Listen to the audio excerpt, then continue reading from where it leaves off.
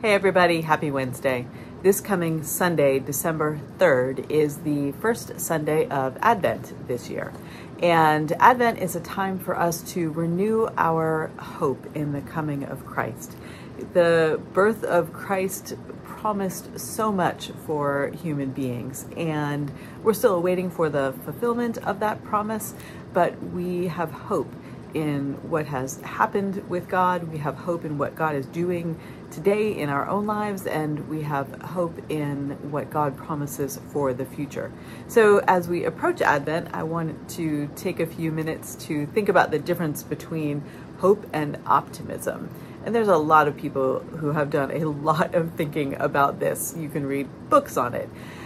For me, optimism is grounded in our present reality. We have reason to be optimistic, to thinking in the common sayings, look on the bright side of life, or approach life with a glass half full. We've reason to do that because of our circumstances, because things seem to be going our way and things seem to be favorable for us or for the desires that we hope to see filled, that we're optimistic will happen. Hope instead is born in the darkness. Hope begins when we have little reason to think that things will turn out to our benefit or to the benefit of the world, or for Christians to turn out the way God intends for them to turn out. That's what hope is. It comes when we're uncertain about something that's promised, but we believe it and we work toward it anyway. I think that perhaps our poets and playwrights have helped us understand what hope is best. Poet Emily Dickinson wrote this about hope. Hope is the thing with feathers that perches in the soul and sings the tune without words and never stops at all.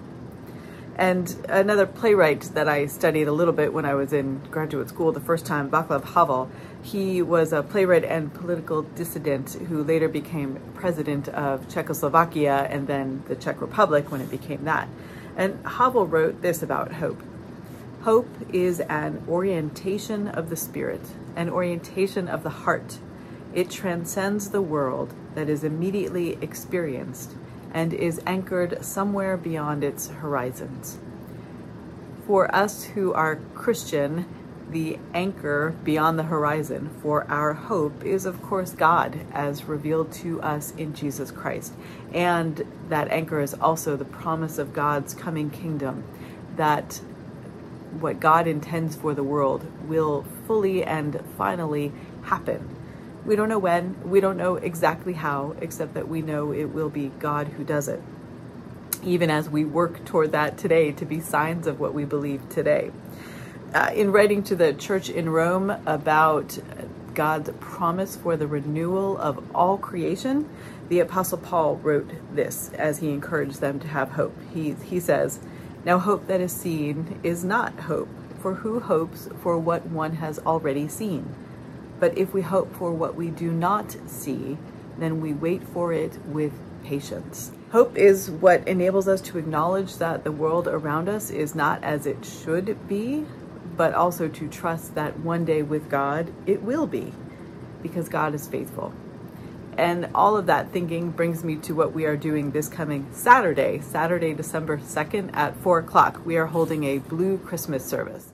It's an opportunity for us to light candles in the face of the darkness. It's an opportunity for people to gather who want to be together in their longing, who want to have fellow Christians to acknowledge the brokenness of the world and before whom they can name the grief that they carry or that they're supporting someone else carrying.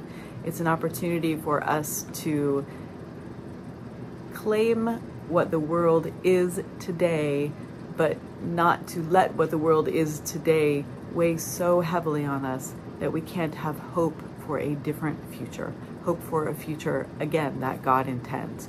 So a Blue Christmas service is not intended just for those who are mourning or carrying grief or have had a difficult year. It's for everybody who wants to acknowledge the world is not as it should be and that God will one day make it what it should be. And for those who want strength to see them through until that time, or to see them through their lives, and strength to be signs of hope for other people. So I hope you'll consider joining us on Saturday at 4 o'clock, and then of course on Sunday morning for our 11 a.m. worship. And I hope that you find here at Market Square a group of people who are willing to name the challenges of life, but also live with hope that we can make a difference, and that most of all, God is making a difference. So thanks for listening today. I hope to see you Saturday and Sunday. Bye.